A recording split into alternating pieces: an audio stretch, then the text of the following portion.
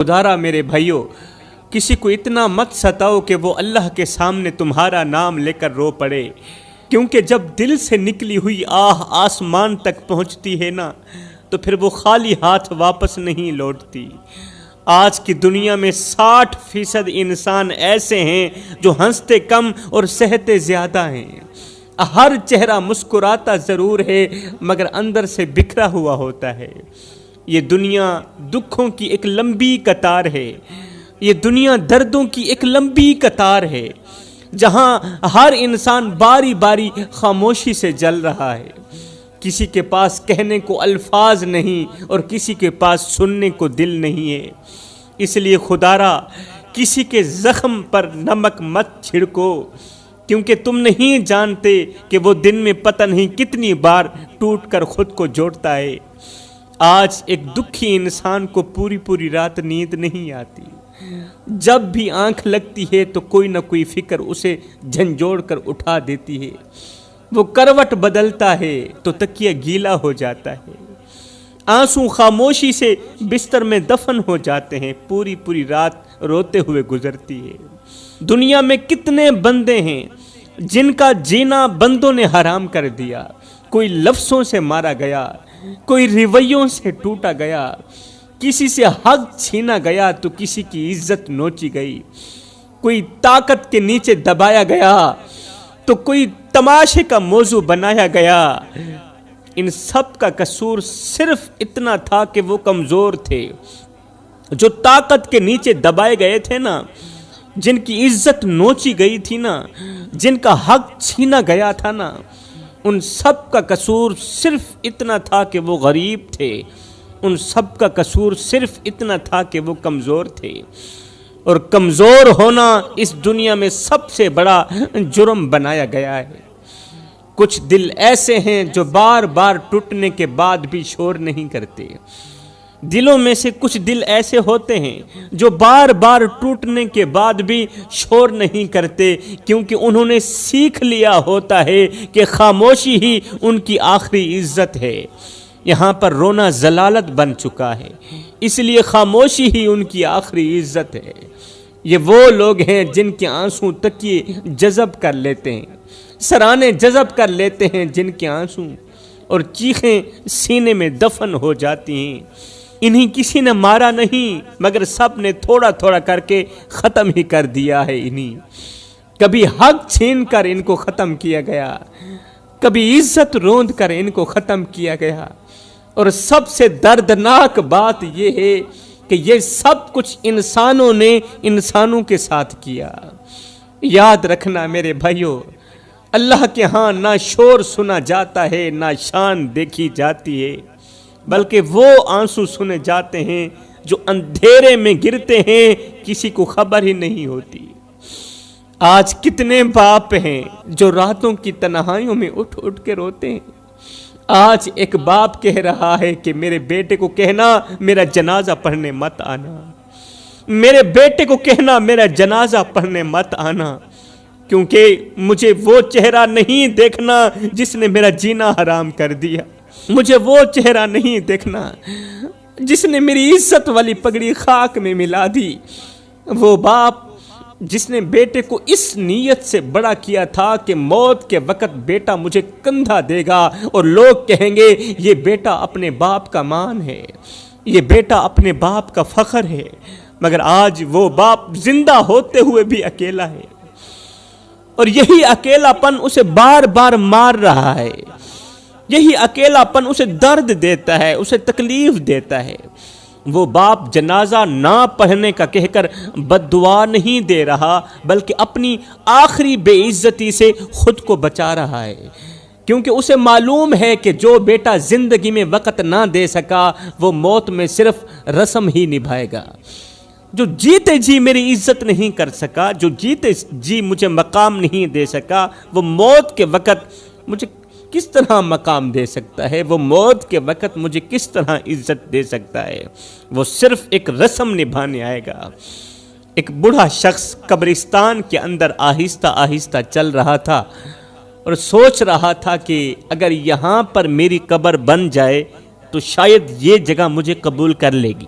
ایک بوڑھا شخص تھا، آہستہ آہستہ قبرستان کے اندر چل رہا تھا اور سوچ رہا تھا اگر یہاں پر میری قبر بن جائے، یہ جو جگہ ہے یہاں پر میری قبر بن جائے تو شاید یہ جگہ مجھے قبول کر لے گی۔ اچانک دل نے کہا نہیں، قبر کے ساتھ ایک درخت بھی ہونا چاہیے۔ بوڑھے شخص نے گور کن کو بلایا اور کانپتی آواز میں کہا بھائی، موت بہت قریب محسوس ہو رہی ہے مجھے، لہٰذا میری ایک چھوٹی سی خواہش ہے، میرے مرنے کے بعد یہ خواہش پوری کر دیں، اور وہ خواہش یہ ہے کہ جب میں مر جاؤں تو میری قبر اسی درخت کے نیچے بنا دینا۔ جب میں مر جاؤں نا تو میری جو قبر ہے وہ اسی درخت کے نیچے بنا دینا، مطلب چھاؤں میں میری قبر ہونی چاہیے۔ یہ سن کر گورکن چونک گیا، کہنے لگا بابا جی یہ کیسی خواہش ہے، میں زندگی میں پہلی مرتبہ ایسا سن رہا ہوں، اگر اس خواہش کے پیچھے کوئی کہانی چھپی ہوئی ہے تو ضرور سنائیے۔ یہ سن کر بوڑھا شخص رونے لگا، رو کر بولا بیٹا 10 سال گزر گئے ہیں، آج سے 10 سال پہلے میرا بیٹا مجھ سے روٹھ کر ناراض ہو کر مجھ سے جدا ہو گیا تھا، آج سے 10 سال پہلے 10 سال ہو گئے ہیں اس نے میری شکل دیکھنا بھی گوارا نہیں کیا۔ 10 سال گزر گئے، میرے بیٹے نے میری شکل دیکھنا گوارا نہیں کیا، لیکن اب مجھے یقین ہو گیا ہے کہ جب میں مر جاؤں گا نا تو ممکن ہے میرے بیٹے کو وقت مل جائے، میرا بیٹا مجھے ملنے کے لیے آ جائے، شاید زندگی میں نہ صحیح مگر موت کے بعد ہی صحیح وہ آ کر باپ کی قبر کے ساتھ 2 لمحے بیٹھ تو جائے گا نا۔ گورکن نے آہستہ سے کہا بابا جی پھر درخت کی چھاؤں کے نیچے قبر بنانے کی خواہش کیوں؟ یہ سنتے ہی بوڑھے شخص کی آنکھیں بھر آئیں، کہا اس لیے کہ جب میں قبر کے اندر پڑا ہوں گا نا اور میرا بیٹا میری قبر کے اوپر آئے گا تو کہیں دھوپ میرے بیٹے کو پریشان نہ کرے، جب میں مر جاؤں گا مجھے یقین ہے میرا بیٹا میری قبر پر ضرور آئے گا، اور جب وہ میری قبر پر آئے گا تو کہیں دھوپ میرے بیٹے کو پریشان نہ کرے، کہیں میرے بیٹے کو دھوپ نہ لگ جائے، تتی واہ نہ لگ جائے، میں نے ساری زندگی بیٹے کو دھوپ سے بچایا ہے تو قبر میں جا کر بھی یہی چاہتا ہوں کہ میرے بیٹے کو دھوپ نہ لگے، اور ہاں اگر ہو سکے تو میرے بیٹے کو یہ بھی کہہ دینا کہ بیٹا جب میں باپ کی قبر پر آنا تو مسکراتے ہوئے آنا، روتے ہوئے مت آنا، کیونکہ اس وقت تیرے آنسو صاف کرنے کے لیے میرے پاس ہاتھ نہیں ہوں گے، میں نہیں چاہتا کہ میری قبر کی مٹی تجھے دکھ دے، بس آنا تھوڑی دیر بیٹھنا اور چپ چاپ چلے جانا، کیونکہ ایک باپ کے لیے اولاد کا سکون ہی سب سے بڑی دعا ہوتی ہے۔ عیداں تے شبراتاں آیاں تے لوکی کرانو آئے، او نہیں آئے محمد بخشا جنہیں آپ ہتھیں دفنائے، لیکھاں وچ وچھوڑے رہ گئے، رو رو اتھروں تھوڑے رہ گئے، کسے بھی میرا حال نہ پچھیا، ہاتھ بھی میرے جوڑے رہ گئے، پتر ہن تے آ جا ہن گل چلا، کیونکہ زندگی دے دن تھوڑے رہ گئے، لیکھاں وچ وچھوڑے رہ گئے، خدا را میرے بھائیو، او میری قوم کے نوجوانوں، زندہ لوگوں کی قدر کرو، زندہ لوگوں کی قدر کرو، موت کے وقت تو دشمن بھی چہرہ دیکھ کر رو پڑتا ہے۔ یہاں پر میں تمہیں ایک سبق آموز واقعہ سنانا ضروری سمجھوں گا، یہ کوئی عام واقعہ نہیں بلکہ یہ وہ انجام ہے جو انسان خود اپنے ہاتھوں سے لکھتا ہے اور اپنی آنکھوں سے دیکھتا بھی ہے۔ کہتے ہیں دلی کا شہر تھا، شہر کے آخری کنارے پر ایک بہت بڑا کچرے کا ڈھیر لگا ہوا تھا، دلی کا شہر تھا اور شہر کے آخری کونے پر ایک بہت بڑا کچرے کا ڈھیر لگا ہوا تھا۔ آپ جانتے ہیں کہ کچرے کے ڈھیر میں بدبو کے سوا کچھ نہیں ہوتا، مگر حیرت کی بات یہ تھی کہ اسی بدبو، اسی گندگی اور اسی ذلت کے درمیان ایک 40 سالہ شخص اپنی زندگی گزار رہا تھا، اسی بدبو کے اندر 40 سالہ شخص اپنی زندگی کے شب و روز گزار رہا تھا۔ لوگ شہر میں عزت ڈھونڈتے ہیں مگر وہ شخص کچرے کے ڈھیر میں اپنی بدبختی کو رو رہا تھا۔ جو بھی وہاں سے گزرتا تھا تو وہ شخص آہستہ آہستہ اٹھتا اور بلند آواز میں کہتا، لوگو مجھ سے عبرت حاصل کرنا، جو میں نے کیا وہ مت کرنا۔ اس کا ایک ہی جملہ تھا، جو بھی شخص وہاں سے گزرتا، اس کے قریب سے یا دور سے یا جہاں تک اس کی آواز پہنچ پاتی، وہاں سے جو شخص بھی گزرتا تھا تو یہ شخص کہتا تھا، لوگو مجھ سے عبرت حاصل کرنا، جو میں نے کیا ہے وہ مت کرنا۔ اس کی بات میں دکھ بھی تھا اور ہمیشہ کے لیے پچھتاوا بھی تھا۔ لوگ اس جملے کو سنتے، چند لمحے کے لیے ٹھہرتے اور پھر اپنی اپنی مصروفیات میں آگے بڑھ جاتے۔ ہر کوئی اسے نظر انداز کرتا، مگر وہ شخص ہر آتے جاتے شخص کو بلند آواز میں یہی کہتا تھا، لوگو مجھ سے عبرت حاصل کرنا، جو میں نے کیا ہے وہ مت کرنا، جو میں نے کیا ویسا مت کرنا۔ اگر کرو گے تو یاد رکھنا تمہارا انجام بھی میری طرح کا ہی ہوگا۔ یہ بات وہ روز دہراتا تھا، ہر گھنٹے بعد، ہر آدھے گھنٹے بعد وہ یہ جملہ دہراتا تھا، بغیر تھکے بغیر رکے، جیسے اسے معلوم ہو کہ اس کے پاس کہنے کو اب یہی ایک جملہ بچا ہے، اس ایک جملے کے سوا اور کچھ بھی نہیں بچا، اس لیے وہ بار بار کہتا تھا، لوگو مجھ سے عبرت حاصل کرنا، جیسے میں نے کیا ہے ویسا مت کرنا۔ حیران کن بات یہ تھی کہ اسی شہر میں ایک آوارہ کتا بھی رہتا تھا، جو ہر شام کہیں نہ کہیں سے اپنے دانتوں میں کچھ نہ کچھ اٹھا کر اس کے پاس آتا تھا، کبھی بچا ہوا کھانا، کبھی کوئی سوکھی روٹی، اور وہ کتا سوکھی روٹی اٹھا کر نہ خاموشی سے اس شخص کو دے دیتا یا اس کے سامنے رکھ دیتا، اور یہ شخص ادھر ادھر دیکھتا کہ کوئی دیکھ تو نہیں رہا، پھر چپکے سے کتے سے لیا گیا کھانا، کتے سے لی گئی روٹی اٹھاتا، کھا جاتا، اپنی بھوک مٹا لیتا۔ کچرے میں پڑا ہوا یہ بدقسمت شخص دن رات روتا تھا، کتے کے منہ سے نکلا ہوا روٹی کا ٹکڑا بھی کھاتا تھا، بھوک مٹاتا تھا، دن رات روتا تھا، روتے روتے ہاتھ اٹھا کر دعا بھی مانگتا تھا، اللہ مجھے معاف کر دے، مگر اس کی کوئی بھی دعا قبول نہیں ہوتی تھی۔ وقت گزرتا رہا، آنسو ختم نہ ہوئے، دن رات روتا رہا، فریادیں نہ بدل سکی، اور ہر نئی صبح اس کے لیے ایک نئی آزمائش لے کر آتی تھی۔ وہ باتوں باتوں پر یہ ایک ہی جملہ دہراتا رہتا تھا کہ لوگوں مجھ سے عبرت حاصل کرنا، جو میں نے کیا ہے وہ مت کرنا۔ اللہ کا کرنا ایسا ہوا کہ اسی دور کے بادشاہ نے ایک رات خواب میں دیکھا، خواب کی دنیا میں کسی کہنے والے نے کہا، اے بادشاہ جلدی سے جاؤ، دلی کے شہر کے کچرے کے ڈھیر پر ایک شخص اپنی زندگی گزار رہا ہے، اسے اپنے پاس لے آؤ اور اپنی دولت کا وزیر خزانہ بنا دو۔ یہ خواب دیکھنا ہی تھا کہ بادشاہ کی دونوں آنکھیں کھلی کی کھلی رہ گئیں، دل میں ایک عجیب سی گھبراہٹ پیدا ہو گئی، نیند یکا یک غائب ہو گئی۔ بادشاہ بستر پر اٹھ بیٹھا، دیر تک یہی سوچتا رہا کہ یہ کیسا حکم ہے، یہ کیسا خواب ہے، اتنی بڑی سلطنت، اتنا بڑا خزانہ، اور خزانے کا وزیر وہ شخص جو کچرے کے ڈھیر پر پڑا زندگی گزار رہا ہے۔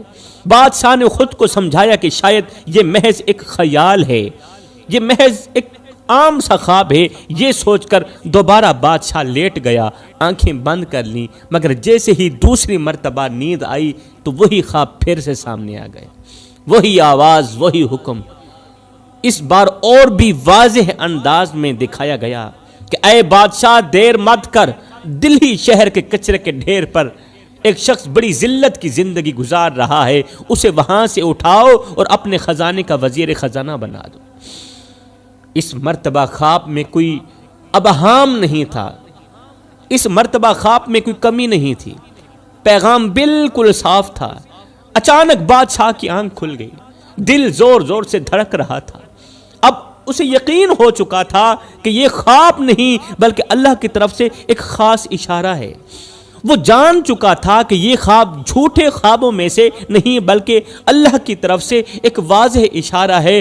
جیسے ہی صبح کا سورج طلوع ہوا میرے بھائیوں، تو بادشاہ نے فوراً ایک عالم صاحب کو بلایا۔ یاد رہے اس دور میں جب بڑے بڑے بادشاہوں کو کوئی مسئلہ درپیش آتا تھا تو وہ امیروں کو نہیں بلاتے تھے بلکہ عالموں کو بلایا کرتے تھے۔ دینداروں کو بلایا کرتے تھے، کیونکہ وہ جانتے تھے کہ دولت مسئلہ بڑھاتی ہے مگر علم مسئلہ حل کرتا ہے۔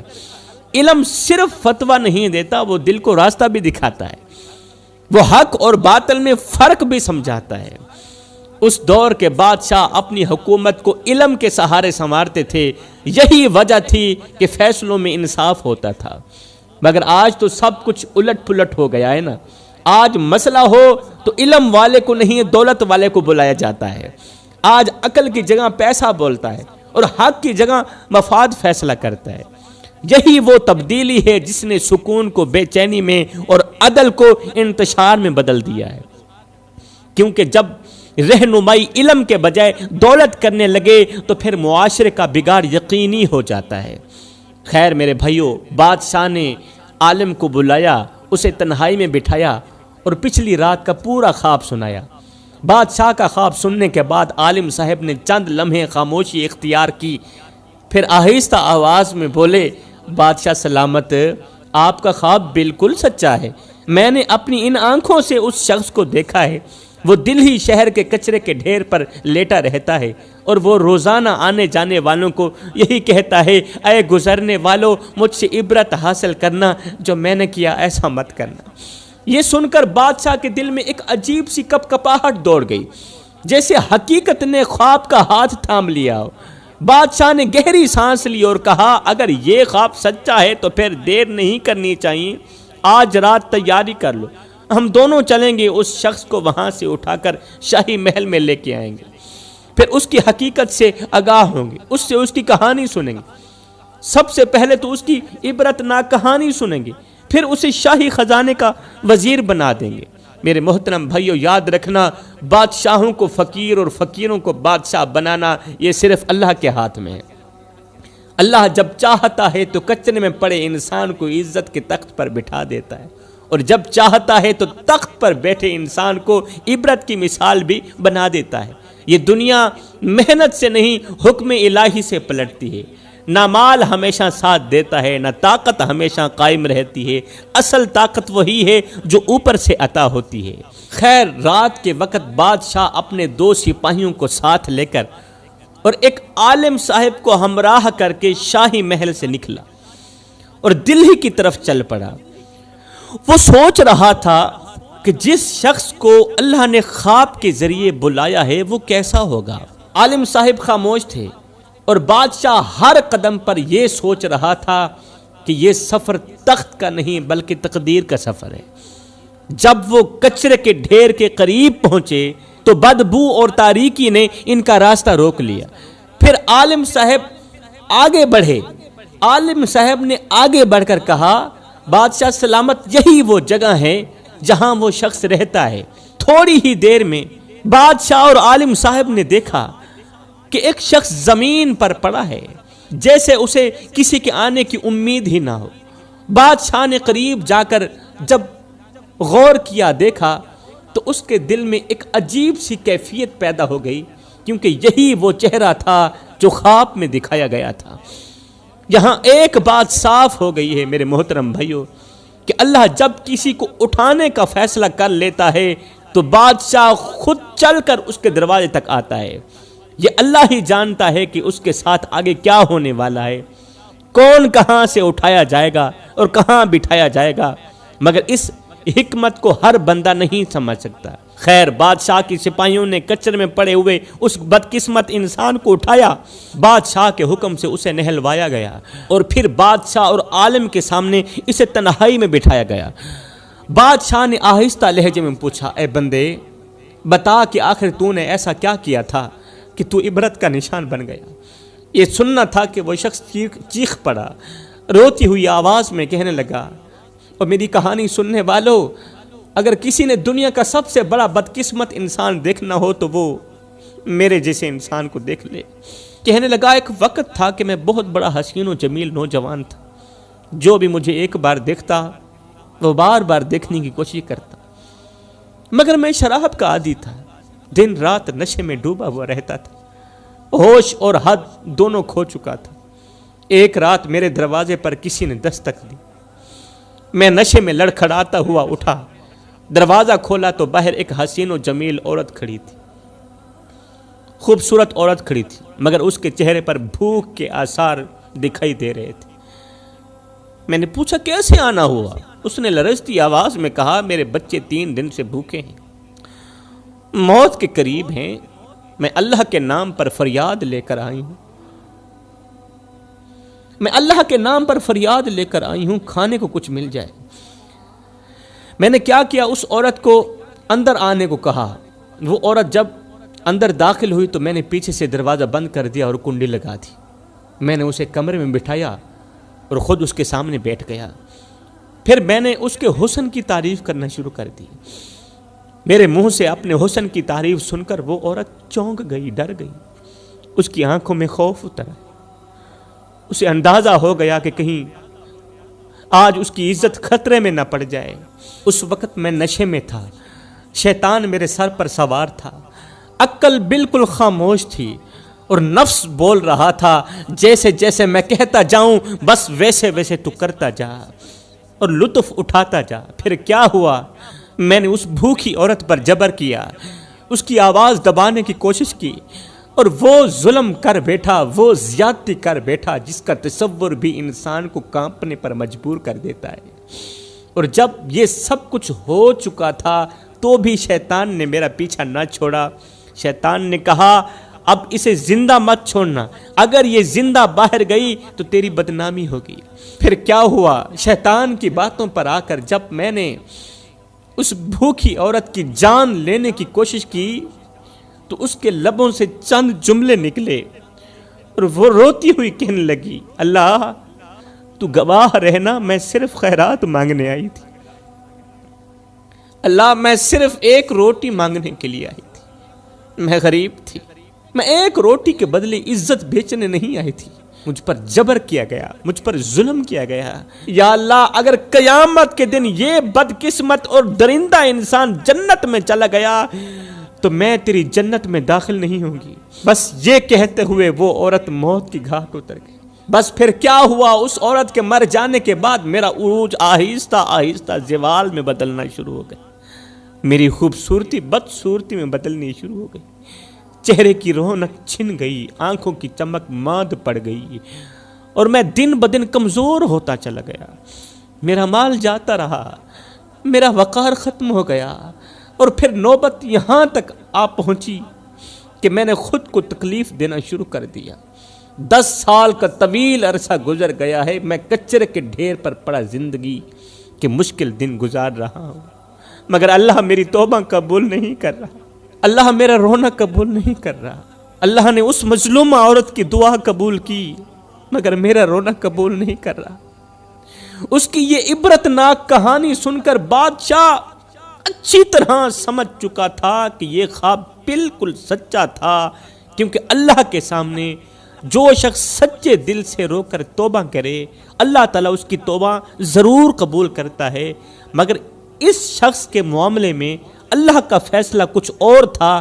اللہ تعالیٰ نہیں چاہتا تھا کہ یہ شخص رونے کے ذریعے پاک ہو جائے۔ یہ شخص جب روتا تھا تو اللہ تعالیٰ کی رحمت جوش میں آتی تھی، اللہ کا رحم جوش میں آتا تھا، اللہ تعالیٰ اسے بخشنے پہ آتا تھا، مگر اس عورت نے کہا تھا اللہ اگر یہ کمینہ تیری جنت میں چلا گیا تو میں تیری جنت میں داخل نہیں ہوں گی۔ اللہ تعالیٰ اس کی توبہ قبول نہیں کرنا چاہتا تھا، اس لیے اللہ نے چاہا کہ اسے دنیا کی اور زیادہ آزمائش میں ڈال دیا جائے۔ اللہ نے چاہا کہ اسے خزانے کا وزیر اعظم بنا دیا جائے تاکہ یہ دنیاوی خواہشات میں دفن ہو جائے، نفسانی لذتوں میں گم ہو جائے اور رونا بھی بھول جائے، توبہ کرنا بھی بھول جائے۔ یاد رکھنا جب اللہ کسی انسان کو مہلت نہیں دینا چاہتا تو وہ اسے دنیا کی آسائشوں میں الجھا دیتا ہے، تاکہ وہ عیش میں ڈوب کر اللہ کی یاد سے سرے سے ہی غافل ہو جائے۔ دوسرے ہی دن بادشاہ نے اس بدقسمت شخص کو شاہی خزانے کا وزیر اعظم بنا دیا۔ جب وہ خزانے کا وزیر اعظم بنا تو اس نے پھر رونا چھوڑ دیا، توبہ کرنا بھول گیا اور پہلے سے زیادہ دنیا کی لذتوں میں ڈوب گیا، پہلے سے زیادہ گناہ کرنے لگا، پھر پہلے سے زیادہ شرابیں پینے لگا۔ 20 سال اس نے نفس پرستی اور خواہشات کے پیچھے گزار دیے، اور پھر ایک دن کیا ہوا، زندگی کا سورج غروب ہو گیا، اس کا انتقال ہو گیا، مگر اصل انجام اس کے مرنے کے بعد سامنے آیا۔ جب اس بدقسمت وزیر کی قبر کھودی گئی تو قبر کے اندر سکون نہیں بلکہ عذاب تھا۔ قبر سانپوں، کیڑوں اور بچھوؤں سے بھری ہوئی تھی اور ہر طرف قبر کے اندر آگ ہی آگ تھی، یوں لگتا تھا جسے جہنم کے تمام دروازے قبر کی طرف کھول دیے گئے ہیں، کیونکہ اسی قبر کے دائیں بائیں اس مظلوم عورت کے 2 بچے دفن تھے۔ دائیں بھی ایک بچہ دفن تھا، بائیں بھی ایک بچہ دفن تھا، وہ بچے جو بھوک کی وجہ سے ماں کی جدائی میں مر گئے تھے۔ ایک کی قبر ایک طرف تھی، دوسرے کی قبر ایک طرف تھی، درمیان میں اس ظالم کی قبر آ گئی، اس لیے اس کی قبر جہنم کے گڑھوں میں سے ایک گڑھا بن چکی تھی۔ یہ انجام سب کے لیے عبرت بن گیا۔ یہ ثابت ہو گیا کہ دنیا کی دولت کبھی انجام نہیں بنتی اور مظلوم کی آہ کبھی خالی نہیں جاتی۔